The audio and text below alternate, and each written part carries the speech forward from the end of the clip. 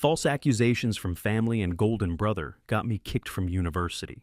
After his death and my wealth, they want me back. Be me 28 years old now. Was 21 when everything went down. Need to tell this story because recent events brought everything back. Buckle up, it's a wild ride.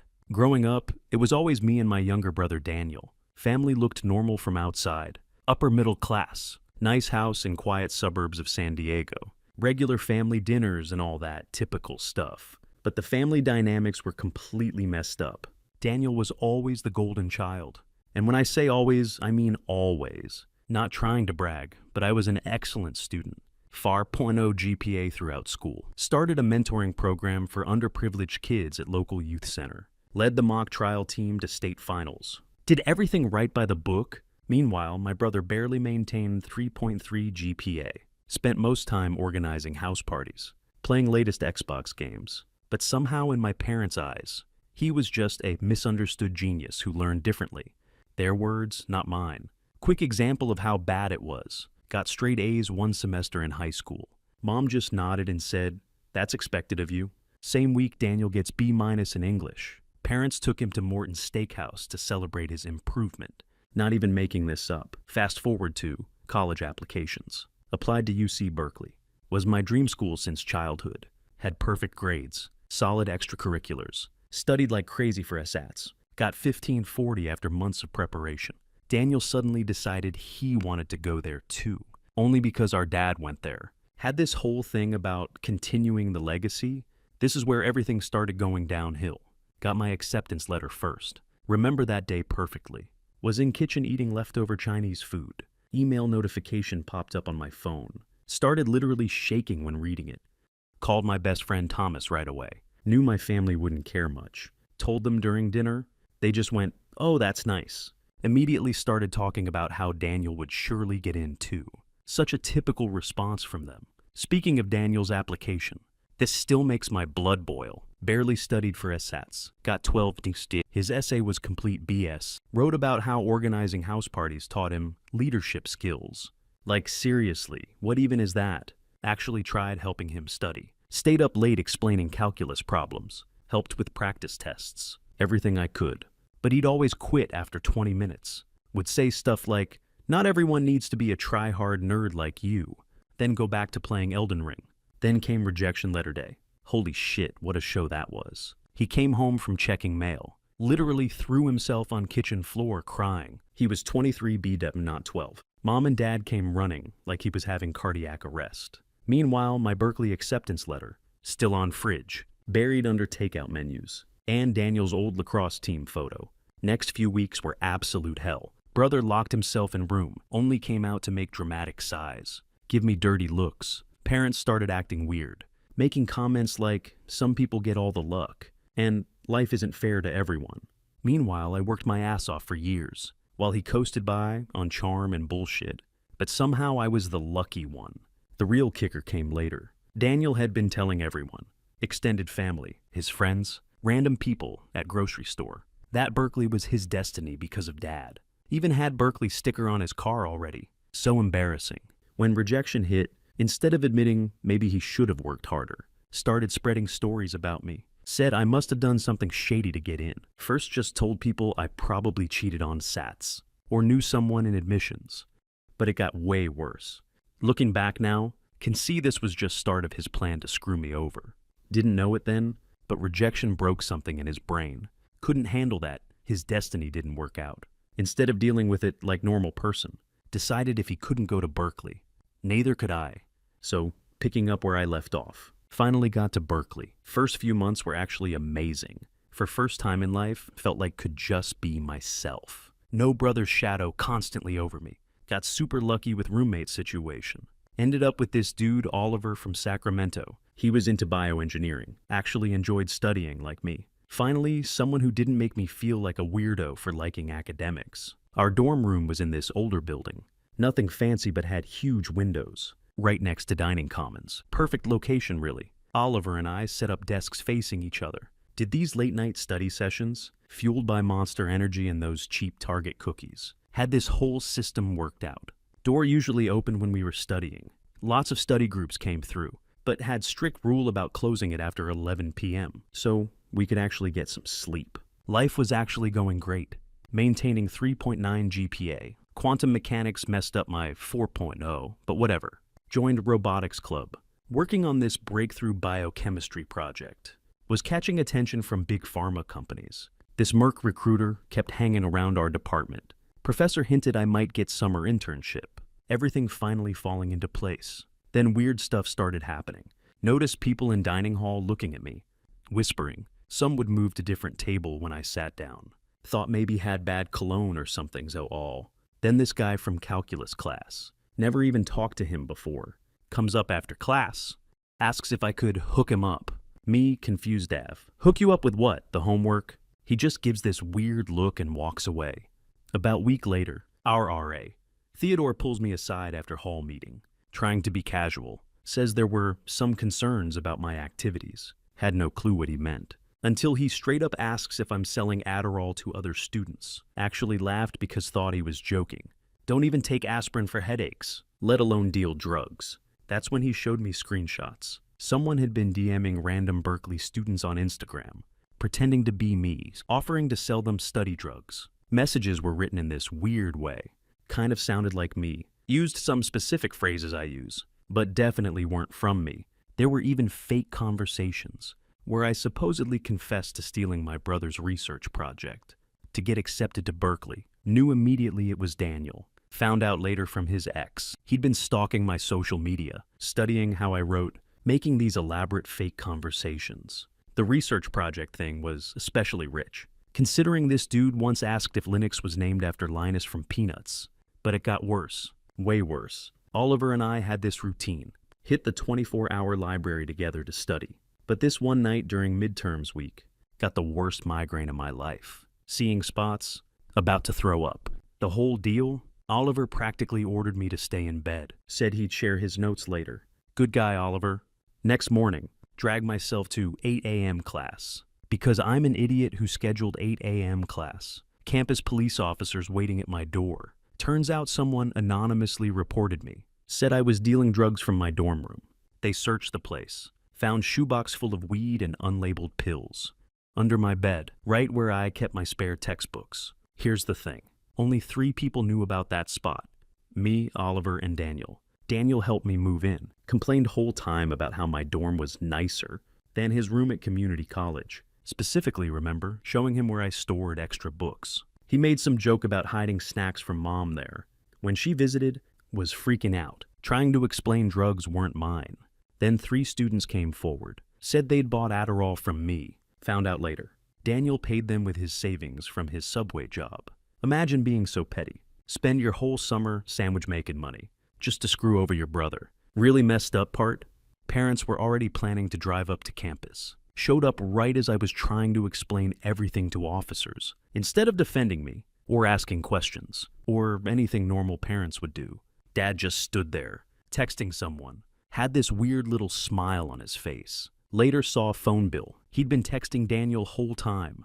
Looking back now, can see how perfectly orchestrated it all was. Daniel knew exactly when I'd be vulnerable. During midterms, knew about Spot in my room. Had spent months building up fake drug dealer narrative. Even timed it, so parents would witness my humiliation. Next few weeks were complete blur.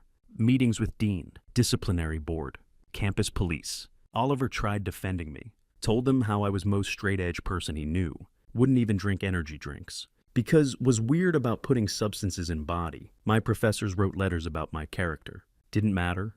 They had evidence. They had witnesses. That was that.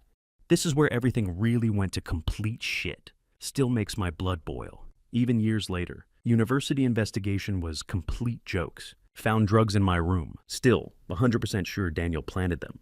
Had these 3 random students claiming I sold them Adderall. Found out way later. Daniel paid them $500 each from his Subway savings. Plus all these screenshots of me messaging people about drugs on Instagram.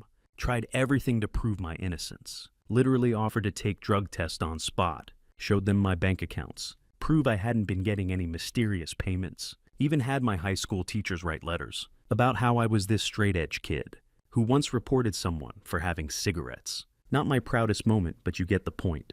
Disciplinary hearing was on Tuesday morning. Remember, because was supposed to present my biochemistry project. To Merck recruiter on Wednesday, had been working on it for months. Hearing was in this stuffy room in admin building. Felt like was on trial for murder. Board was 6 people, sitting at this long table, looking at me like I was El Chapo Jr. Parents were there, somehow made it worse. Mom kept doing this fake crying thing. No actual tears, just weird sniffling noises. Dad spent whole time texting. Later found out from phone bill. He was giving Daniel live updates. Like, who does that to their own kid? Worst part was when they brought in witnesses. These 3 guys I barely knew from my dorm building. Claimed I'd been selling them Adderall since first week of school. Had this whole story. How I'd meet them behind library at specific times. Had special prices for bulk orders. All this detailed beat made me sound like some professional drug dealer. Meanwhile, I'm sitting there thinking about how I literally had to Google what Adderall was. When Theodore first accused me, Oliver tried to defend me. Got up there and told them how I was probably most boring roommate ever. Wouldn't even drink Monster Energy during all-nighters. Because was paranoid about artificial sweeteners. Told them about our open door policy. How anyone could have accessed our room. Even mentioned how my grades were perfect. And I was in line for that Merck internship. So why would I risk everything to sell drugs? But none of it mattered. They had their evidence. Their minds were made up. Dean had most punchable face I've ever seen. Read out this long statement about how Berkeley has zero tolerance policy for drug distribution, how they had to maintain integrity of institution, or whatever BS that was. Expulsion letter was 3 pages long. Only remember first line. Effective immediately your enrollment at University of California, Berkeley is terminated. Just like that. Everything I'd worked for my entire life was gone. Gave me 48 hours to clear out my dorm room. Packing up my stuff was surreal. 1 minute I'm promising bioengineering student with potential Merck internship. Next, I'm shoving all my dreams into cardboard boxes. While people whisper in hallway. Some even took Snapchat videos of me carrying boxes to my car. Real classy. Parents showed up to help. Mostly just stood around making everything worse. Mom kept saying stuff like, "I just don't know where we went wrong with you." Dad was still texting Daniel. At one point, he actually smiled at his phone.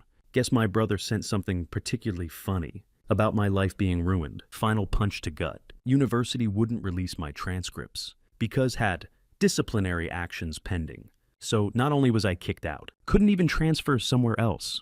Oh, and they still expected me to pay. Full semester's tuition. Cool. Oliver was only real friend I had left. Helped me pack until 3 a.m. Then we just sat on my strip bed, eating vending machine Doritos, trying to figure out what the hell I was going to do next. His parents called. These super chill neurosurgeons could tell something wasn't adding up about whole situation. Offered to let me crash at their place in Boston until I figured things out. But worst part was my grandparents. They'd co-signed my student loans. Parents immediately called them about expulsion. Instead of hearing my side, just assumed I'd turned into some drug kingpin. Grandmother actually said, "I always worried all that science stuff would lead you down dark path." Like, what does bioengineering have to do with drugs? By Thursday night, was completely out of Berkeley. 7 years of dreaming, studying my ass off, doing everything right. All gone because my brother couldn't handle being rejected. Funny thing is, and by funny, I mean absolutely infuriating, he was doing fine at community college. Could have just accepted that's where he belonged, moved on with his life.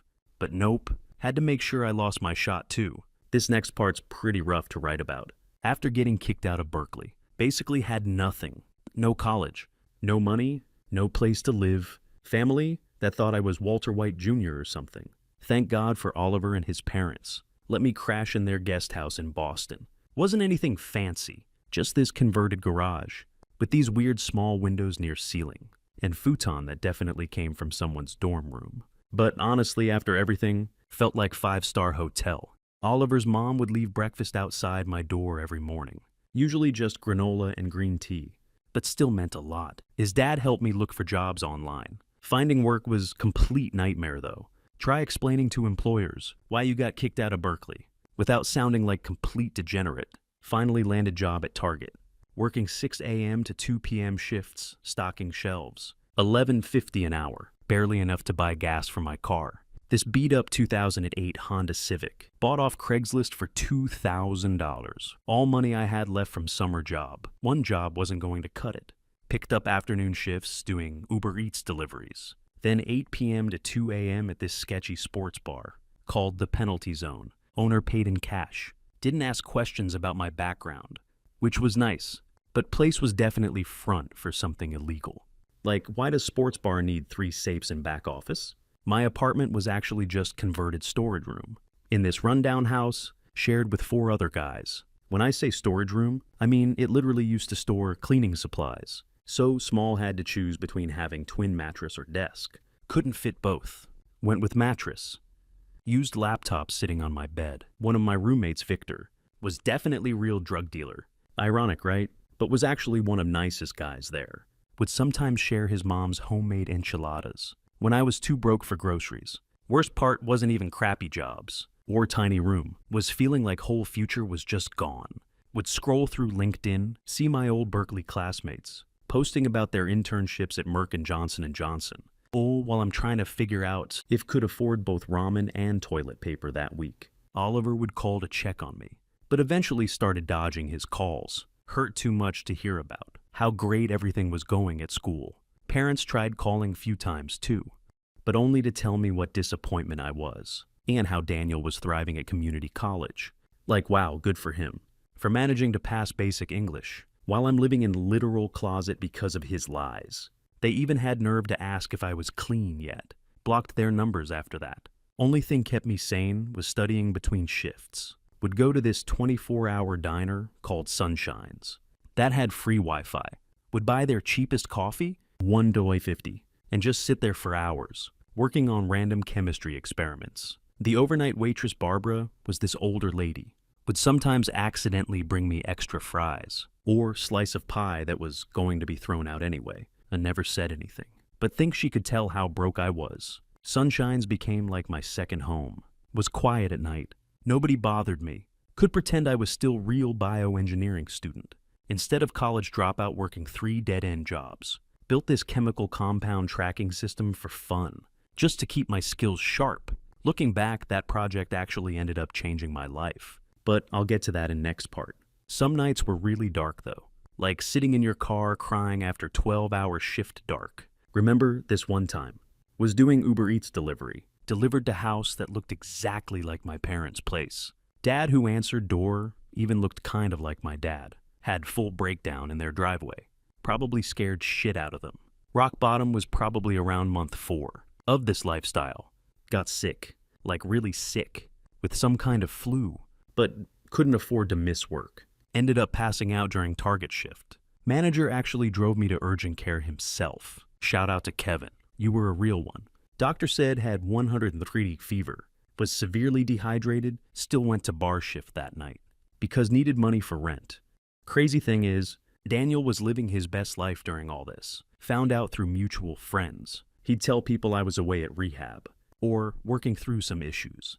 Even took over my old room at parents' house. Sold most of my stuff I'd left behind. Used money to buy PlayStation 5. Apparently, alright, so remember that chemical compound tracking system? Was building at Sunshine's Diner just to keep myself from going crazy?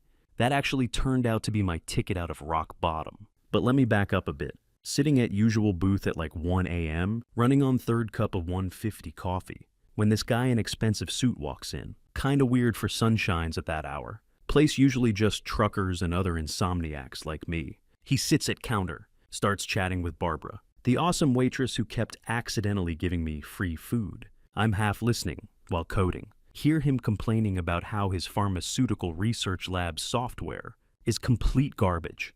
They were losing compound data, double booking lab equipment, all kinds of chaos. Barbara, who'd seen me coding there for months, actually speaks up, goes, "You should talk to my friend over there.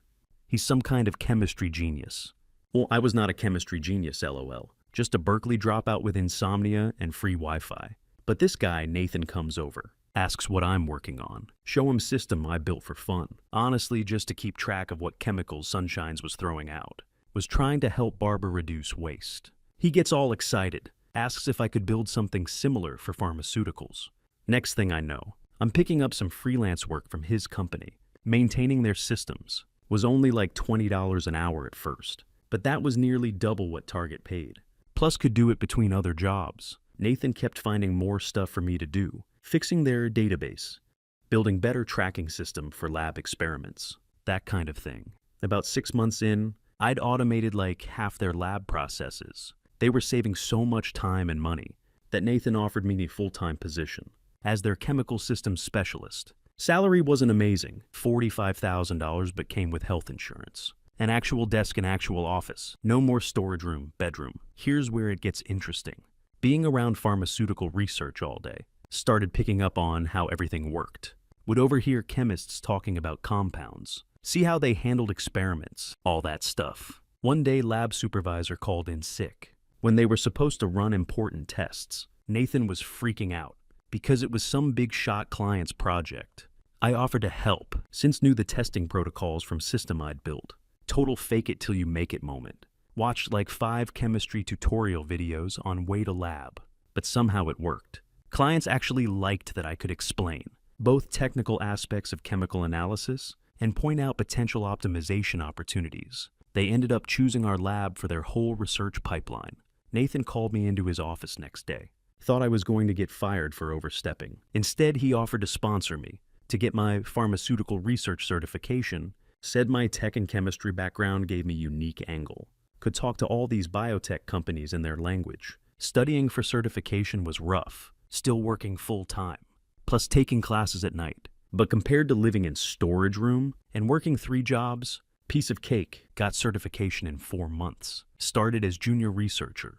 Made exactly 2 breakthroughs first month. Thought I was hot shit, but then something clicked. Realized could combine my tech knowledge with pharmaceutical research in way nobody else was doing. Built AI system that tracked drug trial patterns. Could predict which compounds were likely to succeed based on molecular structure and previous trials. Started focusing on helping biotech startups navigate research pipelines. First year as research lead made $88,000. Not bad, but nothing crazy. Year 2, $145,000. Year 3, $285,000. Turns out all those hours crying in car while doing Uber Eats actually taught me something about perseverance. Real breakthrough came when landed huge account, helping pharma company relocate entire research division from New York to Boston. We're talking 50+ researchers, all high-end equipment.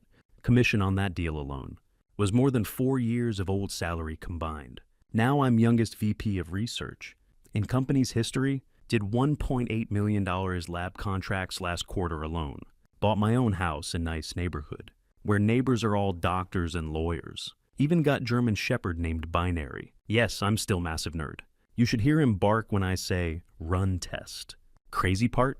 Actually make more money now than probably would have with Berkeley Biochem degree. Sometimes check LinkedIn, see my old classmates stuck in basic lab jobs they hate, while I'm over here working 30-hour weeks and making bank. Oh, and remember Barbara from Sunshines? Still go there for coffee sometimes, but now leave $100 tips. Helped pay for her daughter's wedding dress last year. She still tries to give me free pie though, lol. So here's where story catches up to present day. Still processing all of this.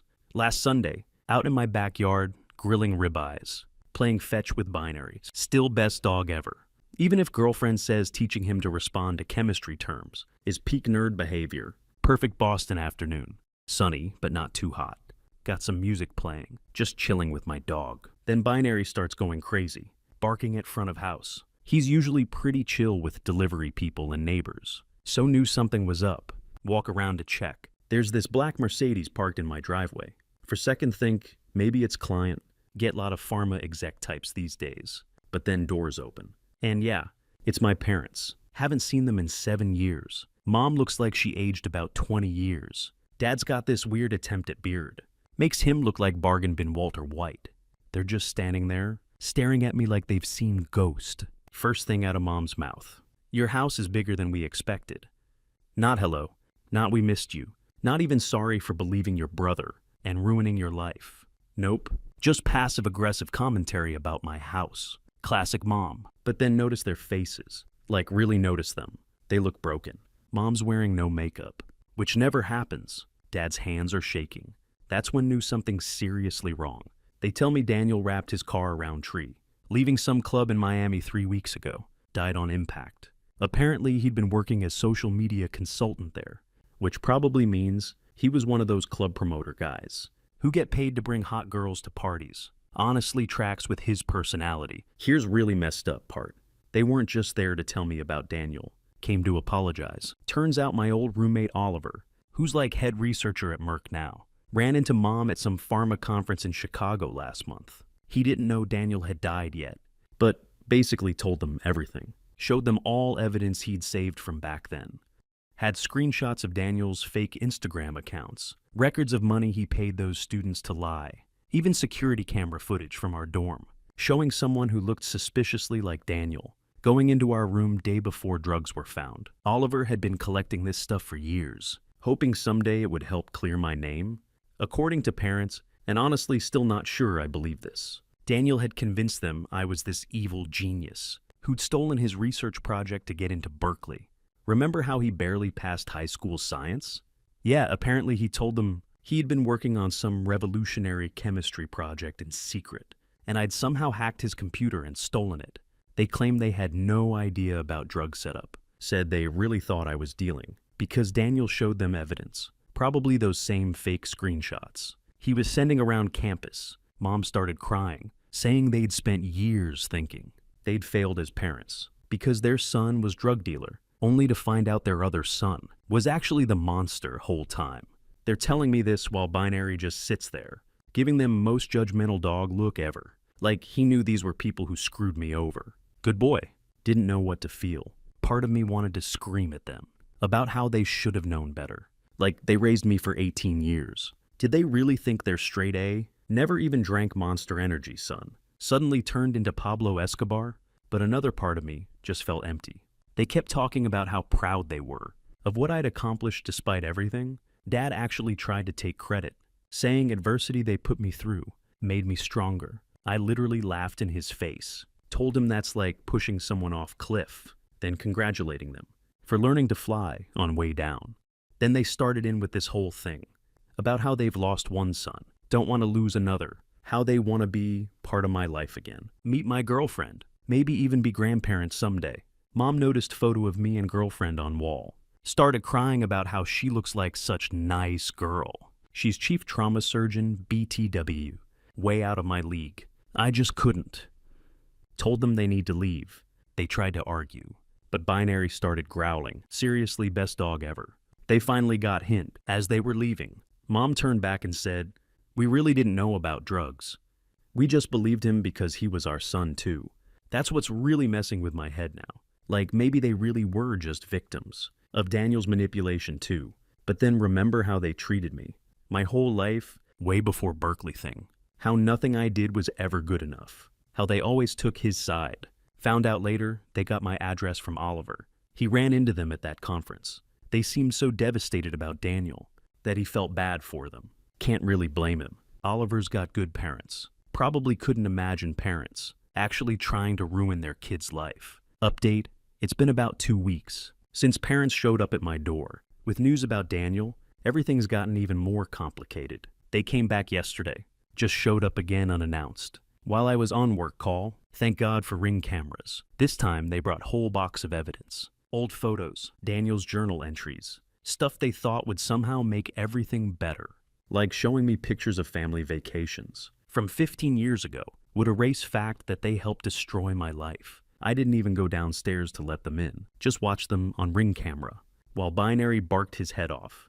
Finally called cops when they wouldn't leave. Watching my dad try to explain to 2 police officers why they were just trying to reconnect with their son was both sad and hilarious. One of cops actually asked if I wanted to press harassment charges, but I just wanted them gone. Here's thing that's really been messing with my head. After they left, I called Oliver to basically yell at him for giving them my address. But he told me something that made me stop mid-rant. When he first ran into my parents at that pharma conference, they genuinely didn't know I wasn't drug dealer. Like, they were still telling people their son was lost to addiction or whatever. Oliver said when he showed them all evidence. He'd saved about Daniel's setup. They looked destroyed, like their whole world was falling apart. Apparently Mom threw up in conference center bathroom after seeing proof that Daniel had paid those students to lie about buying drugs from me. But here's my problem. Even if they really didn't know about drug setup, which I'm still not 100% sure about. They still, 1. Never believed in me my whole life. 2. Always took Daniel's side no matter what. 3. Didn't try to contact me for 7 years. 4. Only care now because their favorite child is dead. My therapist, yeah, I got one.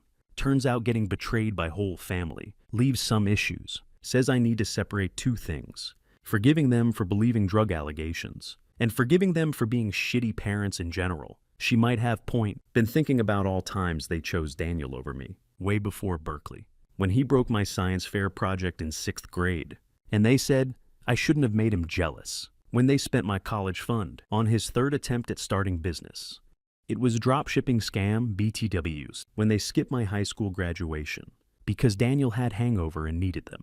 Every single time, they celebrated his C+ grades while ignoring my straight A's. More I think about it, more I realize Berkeley incident wasn't cause of our problems, just final symptom of their toxic favoritism. Called my grandparents yesterday, first time in years. They apologized for believing drug stuff, said they should have known better. But they also dropped another bomb. Apparently Daniel had been lying to our whole extended family for years, telling them I was sending him threatening messages and trying to sabotage his life. He even showed them fake texts as proof. Guy was playing long game with his manipulation. My girlfriend thinks I should at least hear parents out. Says everyone deserves second chance. Easy for her to say though. Her parents paid for med school and actually love her. Oliver agrees with her. But Oliver also believes in humanity because his parents aren't psychos. But you know what really sealed deal for me? Found out they only started looking for me after they found Daniel's journal. He wrote this whole confession about everything he did to me, probably when he was drunk or feeling guilty or whatever. They didn't try to find me because they missed me or because they figured out truth on their own. They only came looking because their dead golden child told them to. So I've made my decision. I'm filing for restraining order tomorrow. Already talked to lawyer about it. 7 years of no contact, followed by showing up repeatedly at my house uninvited. Should be enough for at least temporary order. I know some people will think I'm being harsh, but here's the thing. I've spent years building life without them. Got awesome career, amazing girlfriend, best dog ever. Binary just brought me his test tube while I'm typing this whole. Solid friends. Why would I want to add toxic people back into that mix? Just because they finally realized they backed wrong, son? Yeah, maybe they really didn't know about drugs. Maybe Daniel manipulated them too. But they were crap parents long before that. And finding out their favorite kid was liar doesn't automatically make them good parents now. Well, this seems like a good place to end this story. Special shout out to Barbara at Sunshine's Diner for all those expired pies, Victor and his amazing food truck, still best enchiladas in Boston, Oliver for being best friend anyone could ask for, my girlfriend for dealing with my trauma, and my chemistry command trained dog, my therapist who's going to earn her whole year's salary just from tomorrow's session. And Binary the goodest boy, who knows bad parents when he smells them. For those asking, yes, I'm actually doing great now, making more money than I ever would have. With that Berkeley degree, living my best life, finally free from family drama. And yes, Binary's commands actually work. Current list includes binary analyze, binary stabilize, stays, binary neutralize, growls, binary extract, fetches, binary catalyze, rolls over. I regret nothing.